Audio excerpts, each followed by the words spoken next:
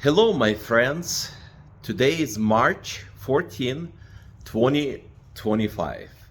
My name is Sensei Alexey Kunin, and this is my life journey. In the past couple of days, I got interesting question coming from my students in Eastern Europe.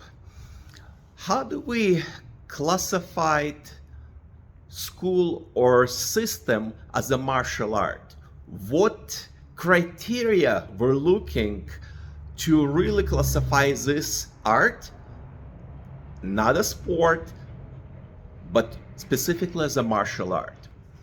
Well, what is martial arts? Martial arts are military arts. It's designed not just for self-defense, but it's designed for fighting and combat. And byproduct is also self-defense.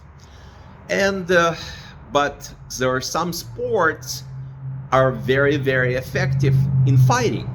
I would say, for example, you meet a very good boxer who is really talented, and on the street, he might beat up 2-3 people who practice martial arts. But we all know that boxing is a sport. But at the same time, a good boxer is an excellent fighter. Never underestimate the boxer. At the same time, a very good wrestler who is extremely good a champion also can take a couple of people in the street and probably easily fight them and beat them up as well. But we all know that wrestling is a sport. But again, a good wrestler could be an excellent fighter.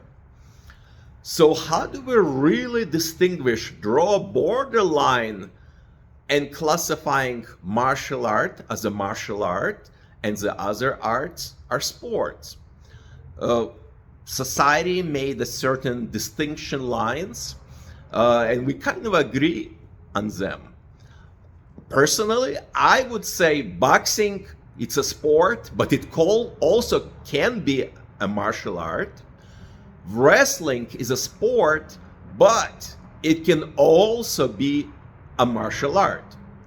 Again, martial arts are military arts. It's designed for military, for combat and fighting. But there are some styles of martial arts are not really designed for combat and realistic fighting. For example, if we take some Aikido styles like Aikido, or Aiki-Jitsu or Aiki-Jiu-Jitsu. They have not, let's be honest, let's not play around playing politics. They're not designed for combat and they're not designed for fighting. They're more as a fluid, beautiful arts, connecting to flow of energy, connecting to spirituality, but has a very little practical application in combat. And again, it is my opinion, but at the same time, I've been in martial arts, in traditional Japanese Jiu-Jitsu for over 45 years. I've been practicing and teaching traditional Japanese Jiu-Jitsu for over 45 years. I'm a former Army veteran who was serving in United States Army for 6 years. I am a Gulf War veteran and a Panama War veteran, and I know the difference when it comes to combat and fighting. And I used to teach special forces combat jiu-jitsu. So in my mind, I see the styles and techniques that are working and not working. So judo, we classified it as a sport and martial art at the same time, even so mostly it falls into the sport, but at the same time, a good judo person who is really, really good on the street could be amazing fighter, because just using a judo techniques, throwing people around with a hard throw, more like a combat throw, could devastate a person on the cement. So to answer this kind of interesting and politically tricky question, and I don't care about politics in martial arts. I say what I see, I say what I believe. Any style that has a not combat or fighting application, that has no contact application, cannot be classified as martial arts.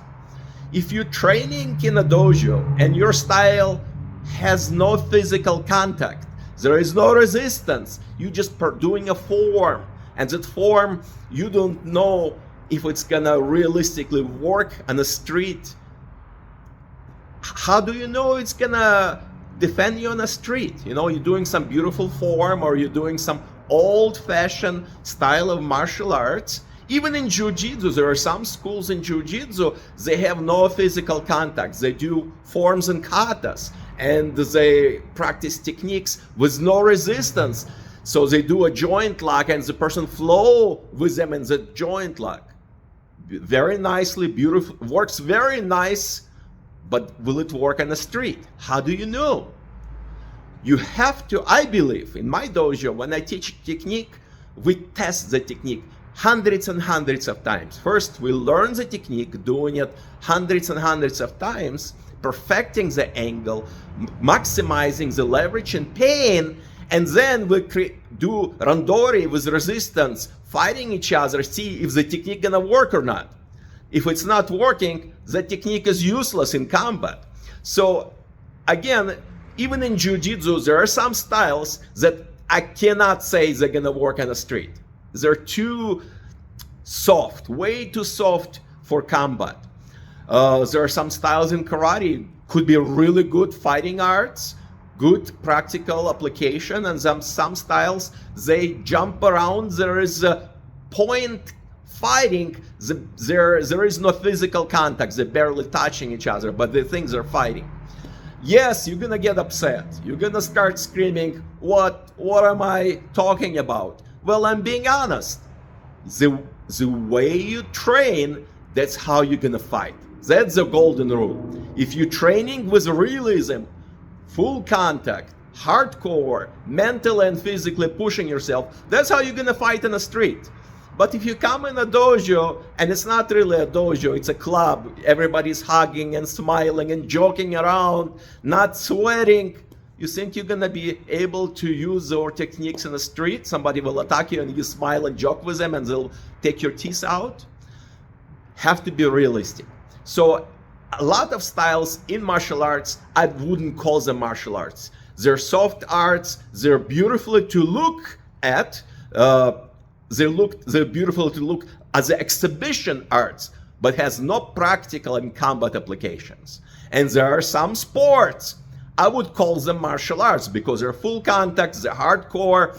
So again, it depends on the style, depends on the dojo, depends on your teacher and your sensei. If your sensei training you correctly, mentally, physically pushing you to your limits, applying the correct techniques and teaching you the skill as a warrior, because in your mind you have to become a warrior, a fighter.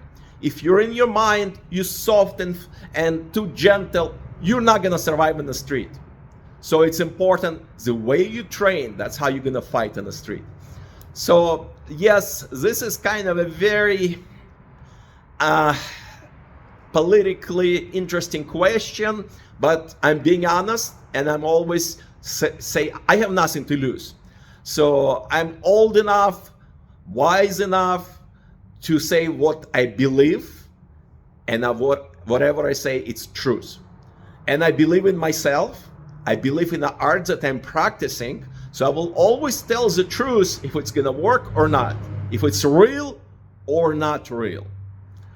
So, my name is Sensei Alexey Kunin. This is my dojo, Katabami Ju-Jitsu Dojo in Omaha, Nebraska. The headquarters for the Katabami Ju-Jitsu clan and headquarters for AJJIF Global, All Japan Jiu-Jitsu International Federation, World Jiu-Jitsu governing body.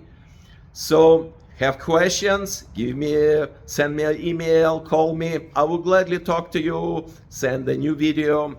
There's a lot of interesting ideas floating in my mind as I teach and I meditate. I probably will be creating soon some more like a educational show with my friends from overseas. So we'll see where it's gonna lead us. But my goal is educate students and people from all over the world, teach them correct knowledge without illusion about martial arts, what works and not works. And this is it. That's my life journey. Talk to you later. Bye-bye.